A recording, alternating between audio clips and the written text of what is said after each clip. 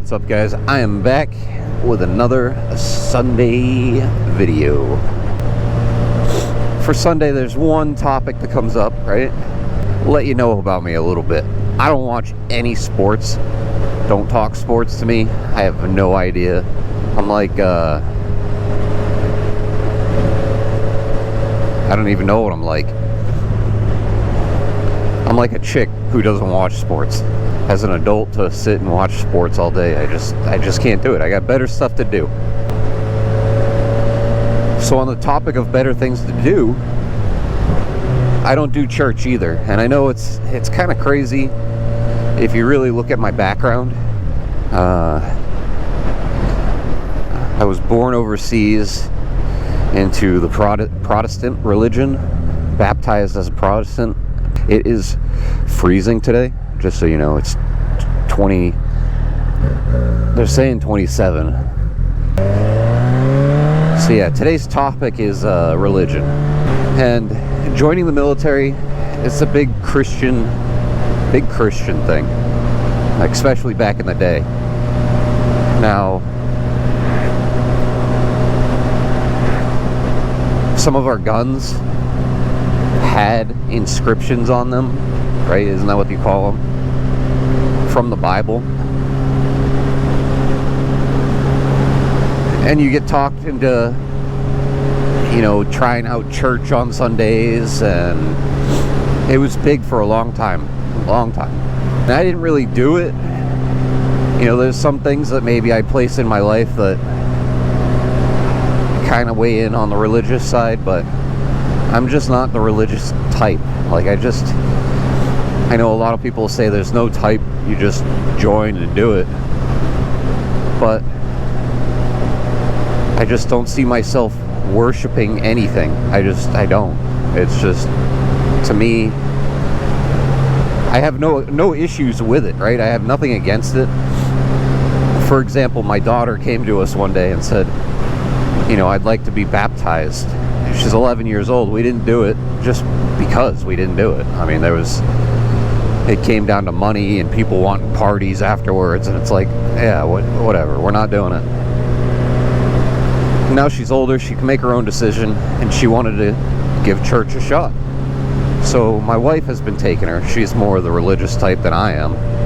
Christian family. Not that it really matters. And I've never really looked into it. Christianity in this world has caused issues.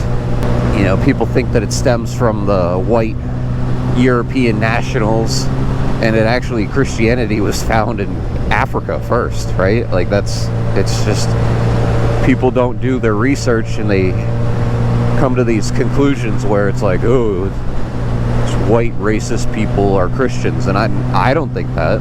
I don't think religion changes you in that way. I think it just gives you something to hope for, right? That's the whole point behind it. Now, Coast Guard stories. It was myself and I think my buddy King went out, and it wasn't just me and him. There was other people. The boat driver, the crewman. King and I were crewmen.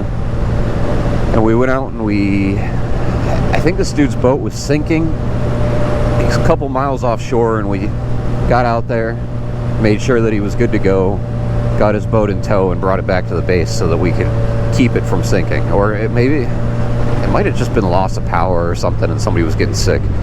Either way, I don't remember the whole story, but the guy that we helped was a pastor, right? And his local church was right over the border in Kittery. I was stationed in Portsmouth, New Hampshire. He was over in Kittery, Maine.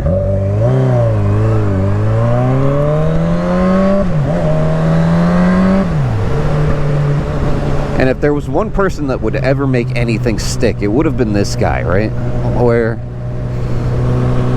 my issues with religion and almighty power or whatever is that I saw some things that I don't think anybody should have to see in their life, and it just made me not believe that there was a God, right? There was something up there that would have stopped these people from doing what they did. But this guy, he hops off his boat, comes up and shakes our hands and starts talking to us, and he's like,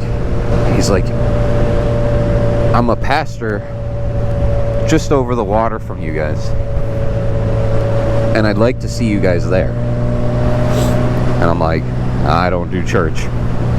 I think King was the same way. So the guy gives us his card, and he said, there's one thing I want to say to you. He said it's a saying from the Bible, a quote, a verse, whatever you call them. He said, blessed are the peacemakers, for you shall be sons of God. And in that moment, I looked back and I was like, that's a really cool saying. So looking back over the years, I had always kind of wondered to myself what it actually meant, what it meant to other people, what it meant to myself. And it was just the fact that we brought that guy peace in a time that he was stressed, right? Like, we had created a safety net for him. Now, don't get me wrong, I'm not getting into this whole big time religious talk. I'm just talking. So I thought it was one of the coolest sayings, and I almost had it tattooed on me, because a pastor saying that to some random person, I guess, is, if you look at it in the way of military standards, it's kind of an honor. That was our job. That's what we went out to do. That's what we chose to do. Nobody forced our hand into signing any contract, so we just went out and helped people. So that's what that verse means to me. It was just, someone being thankful for somebody else being out there to do the job that not many people want to do. Let's talk motorcycles and religion. It's like the amount of people that practice some form of religion that ride motorcycles is crazy. I don't know if there's like an actual percentage rating out there, but I see people with the little bells, and I see the motorcycle prayer, and it's crazy to me that I've now done two different things, military and riding, that have a large grouping of religious people, and I still don't go. Like I said, I saw some things. Personally, I saw these things, and it made me think about, if there was a higher power, that why did these people do what they did? So again, I have nothing against religion. People that view it as, the only thing in life, that's up to you. I like to think that, hopefully we go somewhere, and if practicing religion gives you these feelings that you'll be set, your family will be set, and everything will be okay in the end, then that's perfectly fine.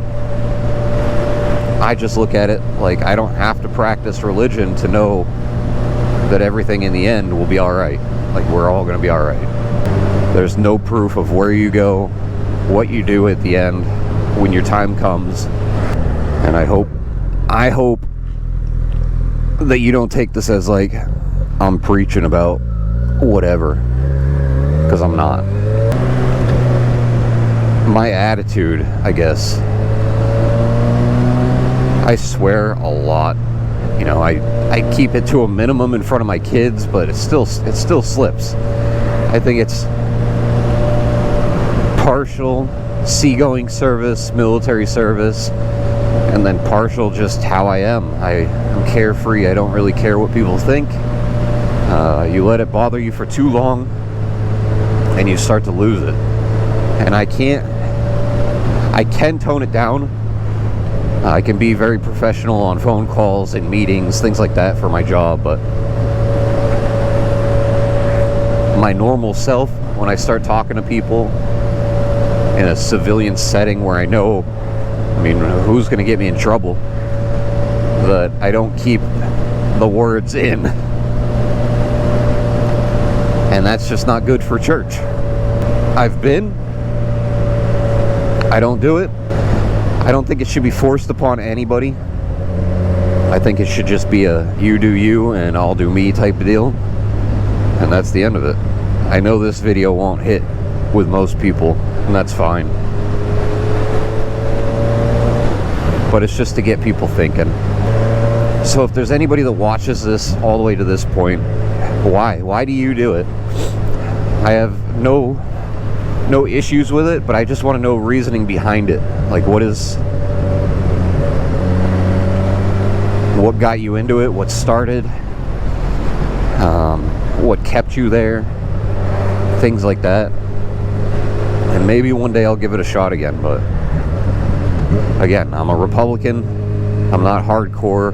Whatever you want to do, you can do, and whatever I want to do, you need to leave it alone also.